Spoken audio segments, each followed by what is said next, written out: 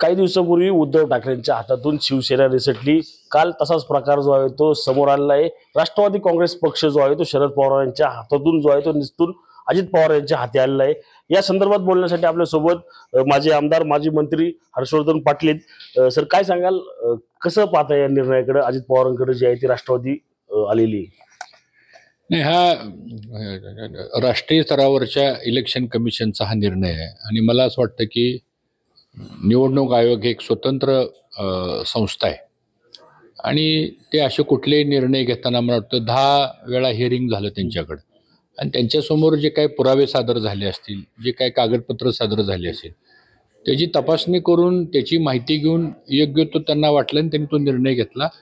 तर त्या निर्णयाचं मी महायुतीतला एक घटक म्हणून मनापासून स्वागत करतो आणि आता आमची महायुती महाराष्ट्रामध्ये मजबूत झालेली आहे। बरोबर, मजबूत झाली असती तरी आता महाराष्ट्रामध्ये बारामती लोकसभा मतदारसंघ त्यामध्ये तुम्ही प्रतिनिधित्व करता इंदापूरमधून, त्यामध्ये काय परिणाम आहे जाणू शकतो का? पवार साहेबांचा पक्ष असेल किंवा शिवसेनेचा जो पक्ष असेल त्याचा काय फरक ह्या विधानसभा किंवा लोकसभेत काय जाणू शकतो का?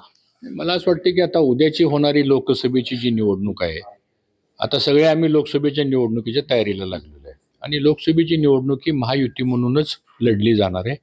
आता 48 जागा महाराष्ट्रामध्ये आहेत, त्यामुळे आमचं केंद्रीय नेतृत्व जे आहे, शेवटी पार्लमेंटचा किंवा लोकसभेचा निर्णय हा राष्ट्रीय स्तरावरच होतो आणि तो करत असताना मुख्यमंत्री एकनाथ शिंदे, देवेंद्र फडणवीस साहेब आणि अजित पवार असे एकत्र बसून कोणती जागा कुणाला द्यायची या संदर्भातलं चर्चा वरिष्ठ पातळीवर होईल आणि त्यानंतर मग जागा वाटप होईल।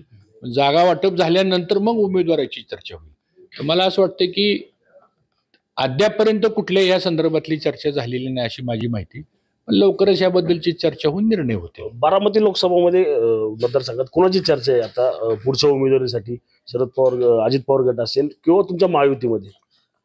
नाही, चर्चा आता बारामती लोकसभामध्ये महायुतीचीच आहे। आता उमेदवार आता महायुतीची जागा देईल समजा, आता महायुतीमध्ये ही जागा ही महायुतीमधल्या कोणत्या पक्षाला जाते ह्याचा पहिल्यांदा निर्णय होईल आणि तो निर्णय झाल्यानंतर मग ज्यांना जागा मिळेल त्यांचा उमेदवार कोण असेल, तर अशा गोष्टी जोपर्यंत जागा वाटप होत नाही तोपर्यंत ह्यावर अधिक भाष्य करावं असं मला वाटत नाही। पण महायुतीचा जो उमेदवार असेल, बारामतीच काय पण महाराष्ट्रातल्या 48 लोकसभा मतदारसंघामध्ये आम्ही सर्व कार्यकर्ते ताकदीनं माननीय नरेंद्र मोदीजींना पुन्हा तिसऱ्यांदा या देशाचं पंतप्रधान करण्यासाठी आम्ही सर्वजण ताकदीने काम करू। सर, माग तुम्ही याच परिसरामध्ये आला होता, मावळमध्ये एक वक्तव्य झालं होतं की रात्रीची चांगली झोप लागते।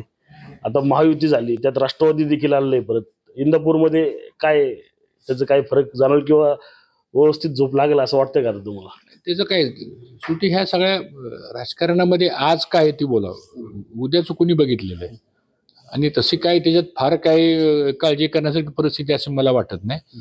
शेवटी महायुती करणारे जे आमचे राष्ट्रीय स्तरावरचे जे नेते आहेत त्यांना सगळ्या गोष्टीचा अचूक अंदाज आहे, सगळ्या गोष्टीचा त्यांना अनुभव आहे आणि ते सगळे विचार करून निर्णय घेतील। रणजित जाधव, TV9 मराठी, मावळ, पुणे।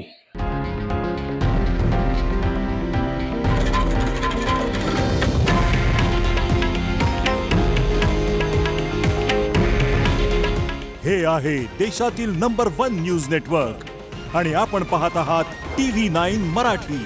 काळजी तुमची, हित महाराष्ट्राचं।